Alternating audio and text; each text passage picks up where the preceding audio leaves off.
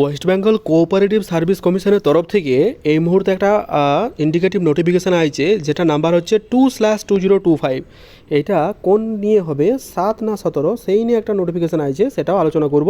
যে রিক্রুটমেন্টটা কোন, এটা 92টা ভ্যাকেন্সি নিয়ে এটা বলা হয়েছে। ওয়েস্ট বেঙ্গল দেখা কোঅপারেটিভ সার্ভিস কমিশন লেখা আছে ইন্ডিকেটিভ অ্যাডভার্টাইজমেন্ট 2/2025।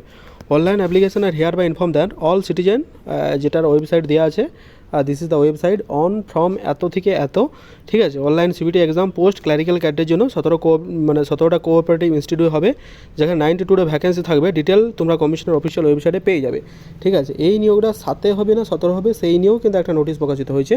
তো চলো সেটা একবার দেখবো কী বলা হয়েছে, একবার দেখে নাও। দেখতে পাচ্ছ এই নোটিশটা আজকেই প্রকাশিত হয়েছে, দেখা আছে West Bengal operative service commission, যেখানে হচ্ছে 23/7 এই নোটিফিকেশনটা প্রকাশিত। মেমো নাম্বারটা তোমাদের সামনে শো হয়েছে, যেখানে নোটিফিকেশন নাম্বারগুলো বলা হয়েছে in respect to the notification as per BCW. আমরা প্রত্যেকে জানি যে আগে ছিল সেটা 17%, 66 সম্প্রদায়কে বাদ দিয়ে দেওয়া হয়েছে, যেটা তোমরা প্রত্যেকে জানো। ওবিসি 66 সম্প্রদায়কে রিসেন্টলি তারা বাদ দিয়ে দিয়েছে, যার কারণে এটা 17 থেকে 7% করা হয়েছে, যেটা নোটিফিকেশান তোমাদের বললাম। যে অ্যাডভার্টাইজমেন্ট বেরিয়েছে, সেই রিক্রুটমেন্টটা আপাতত মানে তোমাদের থাকছে কত থাকছে না, 17% থেকে ক্রস হয়ে এটা 7%ই থাকছে as usual as per notice, ঠিক আছে।